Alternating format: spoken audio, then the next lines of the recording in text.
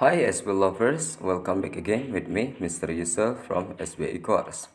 Ketemu lagi dengan saya Mr. Yusuf, dan kali ini saya akan mencoba memberikan latihan soal, yaitu khususnya tentang TOEFL ya. Oke, langsung saja ke pertanyaannya. Pertanyaan yang pertama, everybody in the theater are watching the film attentively. Nah, maksud dari pertanyaan ini adalah menemukan kata-kata yang salah ya, atau grammatical error di situ. Oke, dari everybody in the theater are watching the film attentively. Yang salah di situ kita cek dulu seperti biasanya. Subjeknya di situ adalah everybody ya. Everybody in the theater itu adalah subjeknya. Sedangkan verbnya di situ are watching, kemudian the film attentively ya, the film object, sedangkan attentively-nya itu keterangannya dengan penuh perhatian. Oke, jadi kalimat tersebut itu ada yang salah, yaitu pada bagian kata kerja ya, karena di situ subjeknya everybody. Nah, everybody, semua orang, itu to be-nya itu harus tunggal. Ya, jadi everybody itu to be-nya harus tunggal. Jadi yang salah di situ adalah are ya, harusnya di situ is. Walaupun di situ subjeknya jamak ya, semua orang. Namun di situ dalam bahasa Inggris, jika subjeknya itu everybody, maka harus diikuti oleh to be tunggal. Itu sudah ketentuan. Jadi harus diingat ya, everybody itu to be-nya tunggal. Ya. Jadi yang salah adalah are, harusnya is di situ. Oke, berikutnya di pertanyaan yang kedua, every student have to do the TOEFL test now. Ya, semua atau setiap siswa, every student have to, harus, do, melakukan atau mengerjakan the TOEFL test, tes TOEFL sekarang. Oke.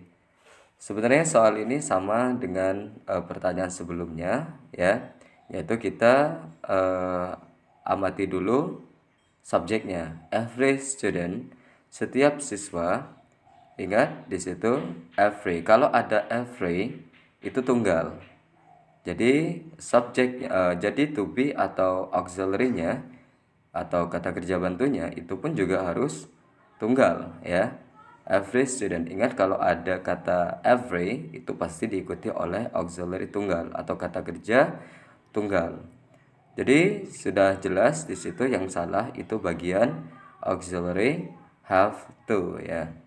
Harusnya di situ kalau tunggal itu menggunakan has to. Jadi seperti itu, bukan have to. Have to itu jika subjeknya jamak. Namun every student itu tunggal ya. Jadi yang salah adalah have, harusnya has to. Kemudian pertanyaan yang ketiga, someone in class were our aunt. Ya, jadi seseorang di dalam kelas itu adalah bibi kita ya. Sama seperti soal sebelumnya, yaitu subjeknya adalah someone ya, seseorang. Ingat, someone itu tunggal ya. Jadi yang salah di situ adalah bagian to be-nya, were, to be past ya, simple past tense, were. Were itu merupakan to be dari jamak ya, sedangkan tunggal, sedangkan to be tunggal itu adalah was harusnya ya. Ya, jadi yang salah di situ adalah were, harusnya was. Jadi seperti itu. Someone in class was our aunt. Ya, seseorang di dalam kelas itu adalah bibi kita. Berikut saya berikan kata-kata dalam bahasa Inggris, di mana kalau misalnya kata-kata ini ada pada bagian subjek, maka semuanya itu tunggal ya. Jadi to be-nya tunggal, kata kerjanya juga harus tunggal. Ya, kata-katanya seperti anybody, anyone, anything, everybody, everyone, everything, somebody, someone, something, nobody, no one, nothing, each, atau every. Jadi kalau misalnya pada bagian subjek itu terdapat kata-kata tersebut, ingat harus diikuti oleh benda tunggal ya, dan juga kata kerja tunggal. Contohnya seperti penggunaan each ya, each. Yang pada bagian terakhir each yang artinya masing-masing. Jadi setelah itu diikuti oleh kata benda tunggal, tidak boleh kata benda jamak. Contohnya each children, itu salah, bukan each children tapi each child, atau every children, itu salah, harusnya every child. Jadi seperti itu. Kemudian diikuti oleh to be atau kata kerja tunggal. Oke, itulah penjelasan dari saya tentang salah satu soal TOEFL, dan mudah-mudahan video ini bermanfaat bagi kalian. Dan jangan lupa bagi kalian yang suka video ini, tekan tombol subscribe, like, dan share ya. Oke, terima kasih sudah menonton video ini, and the last I say goodbye. Hi SB lovers, welcome back again with me Mr. Yusuf from SBI Course. Ketemu lagi dengan saya Mr. Yusuf, dan kali ini saya akan mencoba memberikan latihan soal lagi yang berkaitan dengan TOEFL. Oke, langsung saja ke pertanyaan yang pertama di situ. New responsibilities blank. Pilihannya di situ ada always appears. Yang B ada always appear, ada appears always, dan juga ada appear always.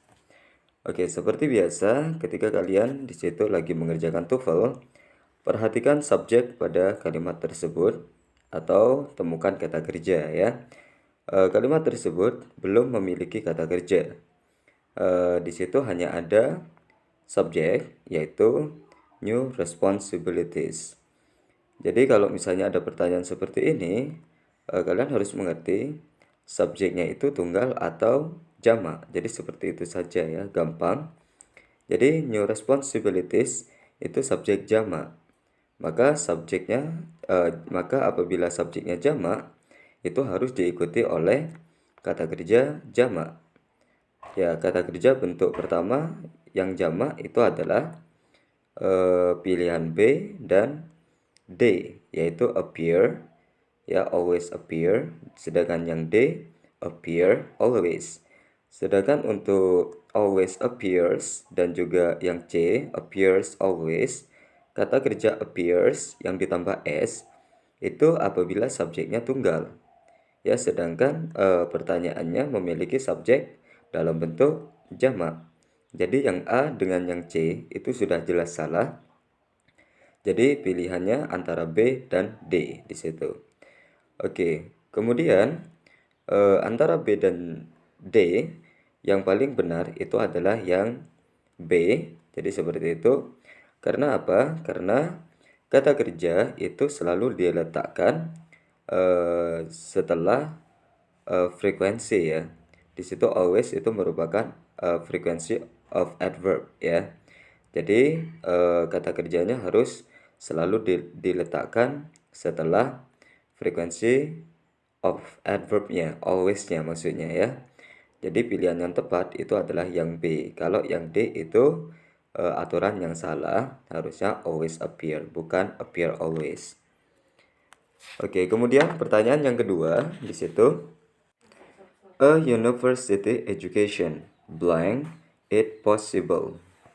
Oke, pilihannya di situ ada usually makes, yang B usually make, sedangkan yang C makes usually, dan yang D itu make usually. Pertanyaan ini sama seperti pertanyaan sebelumnya, yaitu tentang penggunaan frequency of adverb ya. Jadi seperti itu. Perhatikan di situ subjeknya adalah a university education. Di situ ada penggunaan artikel a yang menunjukkan kalau benda itu tunggal. Jadi seperti itu, a university education ya. Itu subjeknya tunggal. Maka kata kerjanya itu harus menggunakan kata kerja bentuk tunggal. Sedangkan yang B dan yang D itu merupakan bentuk kata kerja jamak. Jadi untuk yang B dan D itu jelas salah. Jadi pilihannya antara A dan C. Ya, di situ makes yang ditambah s ya. Kalau subjeknya tunggal maka kata kerjanya harus tunggal ya, verb 1 ditambah s ataupun is. Nah, sedangkan penggunaan kata kerja itu selalu diletakkan setelah frequency of adverb, setelah usually yang artinya biasanya. Jadi jawabannya adalah yang A ya, usually makes. Itulah penjelasan dari saya tentang latihan soal TOEFL. Mudah-mudahan video ini bermanfaat bagi kalian dan terima kasih sudah menonton video ini, dan jangan lupa bagi kalian yang suka video ini tekan tombol subscribe, like, dan share. I think it's enough here, and the last I say goodbye. Hi SB lovers, welcome back again with me Mr. Yusuf from SBI Course. Ketemu lagi dengan saya Mr. Yusuf, dan kali ini saya akan mencoba memberikan latihan soal sekaligus saya akan menjelaskan di situ tentang TOEFL. Oke, langsung saja pada pertanyaannya di situ. Blank, Jason attended my party. Pilihannya di situ ada yesterday, although, happily, my cousin. Ya, di situ seperti biasa kita amati di situ subjeknya apakah sudah ada atau belum. Di situ predikatnya juga ataupun verbnya itu sudah ada atau belum. Oke, kalau kita amati kalimat tersebut masih belum memiliki subjek ya, jadi seperti itu. Jadi kita harus menemukan subjek dari kalimat itu sendiri. Karena apa? Attended itu merupakan kata kerja, my party itu merupakan keterangan ya. Jason itu bukan berfungsi sebagai subjek, itu merupakan keterangan tambahan bagi subjek. Jadi seperti itu.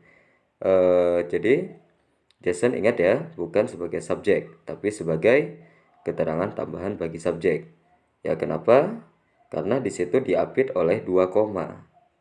Nah, jadi kalau misalnya ada kalimat bahasa Inggris yang diapit oleh 2 koma seperti itu disebut dengan apositif. Ya, jadi ciri-ciri kalimat apositif itu ya diapit oleh 2 koma, namun bukan sebagai subjek. Jadi kalimat tersebut itu harus dilengkapi dengan subjek ya. Kalau yang A itu yesterday itu bukan subjek, namun adverb of time yaitu keterangan waktu kemarin. Sedangkan yang B di situ although itu meskipun itu juga bukan berfungsi sebagai subjek, namun berfungsi sebagai conjunction, kata penghubung. Kemudian yang C di situ happily dengan bahagia itu pun juga keterangan ya, happily dengan bahagia. Jadi seperti itu. Jadi jawaban yang tepat untuk pertanyaan tersebut adalah my cousin. Jadi seperti itu subjeknya. Oke, my cousin itu adalah keponakan laki-laki. Oke, jadi my cousin Jason attended my party. Ya, keponakanku Jason datang ke pestaku. Jadi seperti itu. Oke, kemudian lanjut di pertanyaan berikutnya. An excellent basketball player blank never misses his basketball shots. Jadi seperti itu. Oke, seperti biasa di situ kita amati bagian subjek, kemudian kita cek dulu auxiliary atau kata kerjanya. Jadi seperti itu. Pertanyaan itu sebenarnya sama dengan soal sebelumnya, karena di situ terdapat koma ya. Jadi di belakang player itu ada koma ya, an excellent basketball player, koma. Nah, itu merupakan kalimat apositif ya. Jadi an excellent basketball itu sendiri itu merupakan apositif ya, sebagai informasi tambahan untuk subjek. Jadi seperti itu. Jadi yang perlu kita cari di sini adalah bagian subjek ya, karena sudah ada keterangan tambahan bagi si subjek, sedangkan subjeknya di situ tidak ada. Kemudian kalau kata kerjanya di situ ada misses atau never misses, yang artinya tidak pernah kehilangan ya, atau menyia-nyiakan his basketball shots, yaitu pukulan ya, bola basketnya. Jadi seperti itu. Nah, pilihannya di situ ada I, saya, will, akan, ada Dustin, nama orang, dan when. Di situ kita cari yang berfungsi sebagai subjek. Kalau will itu modal auxiliary, bukan posisi sebagai subjek, bukan berfungsi sebagai subjek. Begitupun dengan when yang D itu merupakan conjunction, kata penghubung. Jadi pilihannya antara A dan C, yaitu I dan Dustin. Namun kalau pilih I, kalimat tersebut tidak sesuai. Karena di belakang kalimat di situ ada possessive ya, atau kepemilikan, yaitu his. Ya, menunjukkan kepemilikan dia laki-laki, his basketball shoes. Jadi, kepemilikan dia laki-laki itu indikatornya. Jadi, subjeknya adalah Dustin. Ya, nama orang yang merupakan proper noun. Jadi, seperti itu. An excellent basketball player, Dustin never misses his basketball shots. Ya, seorang pemain basket yang sempurna, Dustin tidak pernah menyia-nyiakan pukulan bola basketnya. Jadi, seperti itu. Oke, itulah penjelasan dari saya tentang latihan soal TOEFL ini. Mudah-mudahan video ini bermanfaat. Dan bagi kalian yang suka video ini, jangan lupa tekan tombol subscribe, like, dan share. And I think it's enough here. And the last I say, goodbye. Hi SB lovers, welcome back again with me, Mr. Yusuf from SBI Course. Ketemu lagi dengan saya, Mr. Yusuf. Dan kali ini saya akan mencoba menjelaskan salah satu latihan soal, yaitu TOEFL. Oke, langsung saja ke pertanyaannya di situ. Blank, the wild animal belongs to Mr. Dale. Pilihannya di situ ada lions, a lion, its, dan juga all dove. Seperti biasa di situ, ketika kalian mengerjakan soal TOEFL, perhatikan di situ struktur pembentuk atau pembangun kalimatnya. Yaitu ada subjek, ada predikat atau verb atau kata kerja ya. Jadi inti dari ketika kalian fokus di soal TOEFL, temukanlah subjek, kemudian verb atau predikat. Karena itu merupakan syarat mutlak dari kalimat bahasa Inggris. Oke, di situ ada kata yang diapit oleh 2 koma ya, yaitu the wild animal. Kalau misalnya kalian melihat di bagian depan ada kata yang diapit oleh 2 koma, itu merupakan bentuk apositif. Ya, apositif sendiri itu adalah keterangan tambahan untuk subjek, namun bukan berfungsi sebagai subjek. The wild animal, yaitu binatang buas. Karena diapit oleh 2 koma, itu bukan subjek, tapi itu apositif, yang fungsinya untuk memberikan keterangan tambahan kepada subjek. Jadi seperti itu. Kemudian di situ ada kata kerja belongs to. Ya, belongs to itu berfungsi sebagai kata kerja, yaitu miliknya. Jadi seperti itu, miliknya Mr. Dale. Jadi kalimat tersebut itu belum memiliki subjek. Ya, subjek yang tepat untuk kalimat itu adalah subjek tunggal. Karena di situ memiliki verb atau kata kerja tunggal, yaitu belongs, ada s-nya. Ya, kalau misalnya jamak itu harus belong to tanpa s. Namun kalau belongs di situ ada s, itu menunjukkan kata kerja tersebut itu tunggal. Jadi jawaban atau subjek yang tepat harus memilih yang tunggal. Dari pilihannya yang merupakan subjek tunggal adalah a lion, yaitu seekor singa. Kalau lions itu jamak, sedangkan its itu kepemilikan. Sedangkan yang dibutuhkan adalah subjek, bukan kepemilikan. Begitupun dengan all dove, itu merupakan kata penghubung. Jadi seperti itu. Kemudian di soal berikutnya, yaitu kalimatnya blank have black and white stripes. Ya, di situ kita amati terlebih dahulu kalimatnya. Di situ tidak memiliki subjek. Karena apa? Di situ ada have. Have itu adalah auxiliary atau kata kerja bantu. Jadi seperti itu. Kata kerjanya sudah diketahui, yaitu have. Have sendiri di situ kata kerja jamak. Ya, jadi have itu adalah auxiliary atau kata kerja jamak. Sedangkan tunggal itu adalah has. Jadi seperti itu. Karena di situ kata kerjanya jamak, maka subjeknya harus jamak. Pilihannya di situ ada zebra, ada zebras, ada a zebra, dan juga ada it. Dari pilihan tersebut, yang merupakan subjek jamak itu adalah zebras. Jadi jawabannya adalah yang B. Sedangkan yang A, C, dan D itu semuanya tunggal. Itulah penjelasan dari saya tentang latihan soal TOEFL bagi pemula. Mudah-mudahan video ini bermanfaat bagi kalian yang sedang ingin meningkatkan skill TOEFL ya dalam bahasa Inggris. Dan jika kalian suka video ini, jangan lupa tekan tombol subscribe, like, dan pastinya share ya. Okay, I think it's enough here. And the last I say, goodbye. Hi SB lovers, welcome back again with me, Mr. Yusuf from SBI Course. Ketemu lagi dengan saya, Mr. Yusuf. Dan kali ini saya akan mencoba membahas latihan soal lagi yang berkaitan dengan TOEFL. Oke, langsung saja pada pertanyaannya di situ. The film blank appearing at the local theater is my favorite. Seperti biasanya di situ, ketika kalian mengerjakan soal TOEFL bagian structure, temukan dulu subjek, kemudian verb atau kata kerja di situ ya. Oke, ini bagian present participle, yang mana di situ kita akan mengerjakan bagian verb ing ya, kata kerja yang ditambah dengan ing. Namun sebagai adjective, yaitu as an adjective ya, bukan sebagai as part of verb, bukan bagian dari adverb di situ. Itu diingat.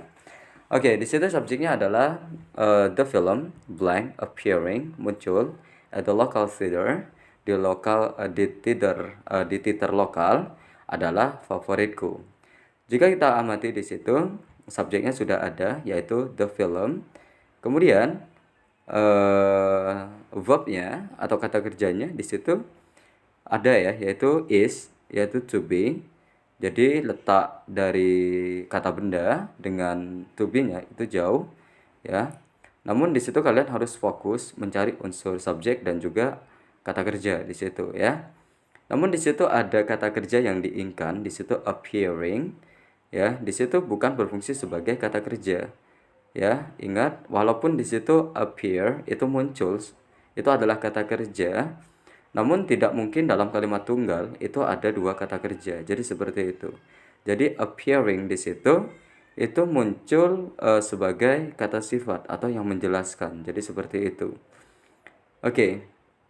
Jadi dalam kalimat tersebut kita tidak membutuhkan kata kerja ya. Jadi bisa kita cek jawabannya. B is itu to be. Di situ sudah ada kata kerja ya. To be itu berfungsi sebagai kata kerja. Jadi B kita coret. Sedangkan yang C di situ it itu berfungsi sebagai subjek ya, kata ganti ya. Karena di kalimat itu sudah ada subjek, maka it itu salah ya. Jadi seperti itu. Jadi gak mungkin dalam kalimat tunggal ada dua subjek ya. Pengecualian ya kalau misalnya ada kata penghubung seperti and itu masih boleh. Namun di situ tidak ada kata penghubung atau conjunction and, maka it itu salah. Kemudian yang D itu was, itu to be dari simple past ya, itu berfungsi sebagai kata kerja, jadi salah ya. Jadi jawabannya sudah bisa dipastikan itu adalah now. Jadi seperti itu sekarang ya. Jadi the film now appearing at the local theater is my favorite ya, yang artinya film yang muncul sekarang di teater lokal itu adalah film favoritku, maksudnya seperti itu. Oke, itulah penjelasan dari saya tentang salah satu jenis soal TOEFL yang berkaitan dengan structure, khususnya di present participle ya, verb ing. Mudah-mudahan video ini bermanfaat bagi kalian. Dan jangan lupa bagi kalian yang suka video ini, tekan tombol subscribe, like, dan share. And I think it's enough here, my explanation. And thank you so much for watching. And the last I say, goodbye.